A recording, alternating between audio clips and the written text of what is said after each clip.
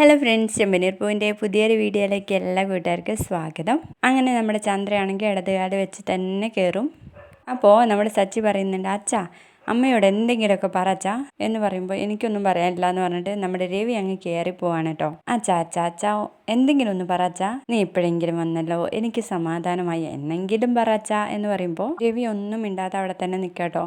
അപ്പോൾ ചന്ദ്ര ചോദിക്കുന്നുണ്ട്, അവൻ പറഞ്ഞ പോലെ നിങ്ങൾക്ക് എന്താ എന്നോട് അങ്ങനെ പറഞ്ഞാലെന്ന്. അപ്പോൾ രവി പറയും, ഇപ്പോഴെങ്കിലും നീ വന്നല്ലോ, എനിക്ക് സമാധാനമായി, എന്താ പോരെ എന്ന് പറയും. അയ്യേ അച്ഛാ എന്താ ഇങ്ങനെയൊക്കെ പറയണേ എന്നും പറഞ്ഞ് ചന്ദ്രയുടെ അടുത്തേക്ക് പോവാൻ കേട്ടോ സച്ചി. എന്നിട്ട് ആ ബാഗൊക്കെ അഴിച്ചു വെച്ചിട്ട് പറയാം, അമ്മ അവിടെ ഇരിക്ക് എന്ന് പറയുമ്പോഴേക്കും നമ്മുടെ ശ്രുതി പറയുന്നുണ്ട്, ഇവനെ എന്തൊക്കെയായി കാണിക്കുന്നതെന്ന്, നീ മിണ്ടാതിരിയടാ, ഞാനിപ്പോൾ കാണിച്ചു തരാം, നീ നോക്കി നിന്നോ എന്ന് പറഞ്ഞിട്ട് നമ്മുടെ രവിയേയും കൂടി ഇറക്കിക്കൊണ്ട് വരാൻ കേട്ടോ. ഒരു സോഫയിൽ ഇരുത്തുന്നുണ്ട്. ഇനി അച്ഛൻ എന്താ പറയേണ്ടതെന്ന് വെച്ചാൽ പറഞ്ഞോ എന്ന് പറയും. അപ്പോൾ നമ്മുടെ രവി പറയും, നാഴികയ്ക്ക് 40 വട്ടവും എൻ്റെ വീടാന്ന് പറഞ്ഞിട്ട് എന്തിനാ ഇവിടുന്ന് ഇറങ്ങിപ്പോയെന്ന് ചോദിക്കും.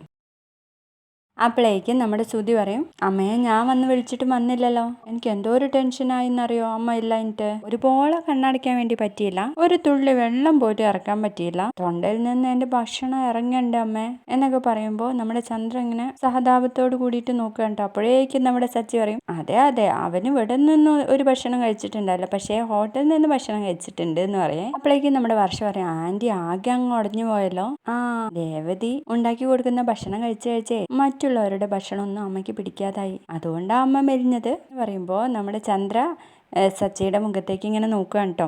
അയ്യോ സത്യമായിട്ടമ്മേ, 2 ദിവസം ഞാനും ട്രിപ്പിന് പോയി വന്നാൽ ഞാനും മെലിയും, അതാ രേവതി ഉണ്ടാക്കി തരുന്ന ഭക്ഷണത്തിന്റെ മഹിമ എന്ന് പറയും. അപ്പോഴേക്കും നമ്മുടെ രേവതി, സച്ചിയേട്ടോ ഒന്ന് മിണ്ടാതിരിക്കുന്നു പറയുന്നുണ്ട്. ഇതൊക്കെ കേട്ട് കഴിയുമ്പോൾ നമ്മുടെ ചന്ദ്ര പറയും, ഇവന്റെ വർത്താനം കേട്ടാലേ അവളുണ്ടാക്കി തരുന്ന ഭക്ഷണം കഴിക്കാനാണ് ഞാൻ ഇങ്ങോട്ട് വന്നതെന്ന് തോന്നൂലോ എന്ന് പറയുമ്പോൾ നമ്മുടെ സച്ചി ചിരിച്ചോണ്ട് പറയും, അച്ഛാ ഇനിയേ അമ്മയോട് ഇതിനൊന്നും ഇവിടുന്ന് ഇറങ്ങി പോകരുതെന്ന് പറ, രേവതി ഉണ്ടാക്കി കൊടുക്കുന്ന ഭക്ഷണം കഴിച്ച് ഞങ്ങളെ രണ്ടുപേരെയും 3 നേരം വഴക്ക് പറഞ്ഞ് ഇവിടെ അങ്ങ് സമാധാനത്തോട് കൂടിയിട്ട് ജീവിക്കാൻ വേണ്ടിയിട്ട് പറ.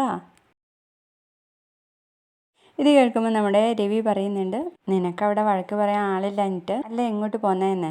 അപ്പോൾ നമ്മുടെ സച്ചി പറയും, അതെ അമ്മ, എനിക്കും രേവതിക്കും രാവിലെ മുതൽ അമ്മയുടെ വഴക്ക് കേൾക്കഞ്ഞിട്ട് എന്തോ പോലെ ഉണ്ട്, ഇനി എനിക്ക് സമാധാനമായി, രാവിലെ മുതൽ സുപ്രഭാതം പോലെ അമ്മയുടെ വഴക്ക് ഇങ്ങനെ കേൾക്കാലോ എന്നൊക്കെ പറയുമ്പോൾ നമ്മുടെ ചന്ദ്ര ചോദിക്കും, നിങ്ങൾക്കാർക്കും ഞാൻ വന്നത് തീരെ ഇഷ്ടപ്പെട്ടില്ല എന്ന് തോന്നുന്നു, ഞാൻ അവിടെ തന്നെ നിൽക്കുമായിരുന്നു, പിന്നെ ആരെങ്കിലും എന്തെങ്കിലും തെറ്റ് ചെയ്തതിന് ഞാൻ എന്തിനാ എൻ്റെ വീട്ടിൽ നിന്ന് ഇറങ്ങി പോന്നത് എന്ന് ഞാൻ ചിന്തിച്ചു, അതുകൊണ്ടാ പരാതി പിൻവലിച്ച് ഇങ്ങോട്ട് പോന്നത് എന്ന് പറയുമ്പോൾ നമ്മുടെ വർഷ വയ്ക്കുന്നുണ്ട്, ഇത് തന്നെയല്ലേ കാരണം എന്ന്. അതെ, ഇത് തന്നെ കാരണം എന്ന് പറയുന്നു. അതിനുശേഷം എല്ലാവരോടുമായിട്ട് നമ്മുടെ ചന്ദ്ര പറയും, എനിക്ക് ഒരു കാര്യം പറയാനുണ്ട്, രേവതി ഇവിടെ നിൽക്കുന്നതിൽ എനിക്ക് ഒരു കുഴപ്പമില്ല, പക്ഷേ അവളുടെ വീട്ടുകാരും ഇങ്ങോട്ടേക്ക് വരരുത് എന്ന് പറയുമ്പോൾ നമ്മുടെ രേവതി പറയും, അയ്യോ എൻ്റെ അമ്മയും അനിയത്തിയും നിങ്ങളോട് എന്ത് തെറ്റാ ചെയ്തത്, അവർക്ക് എന്നെ കാണണം തോന്നുമ്പോൾ അവർക്ക് ഇവിടേക്ക് വരണ്ടേന്ന്, നീ എന്ത് പറഞ്ഞിട്ടും കാര്യമില്ല, അവരാരും ഈ വീട്ടിൽ കയറണ്ട, അവരെ കാണണമെങ്കിലേ നീ അങ്ങോട്ട് ചെല്ലണം എന്നൊക്കെ പറയുമ്പോൾ നമ്മുടെ രവി വിലക്കുന്നുണ്ട് കേട്ടോ.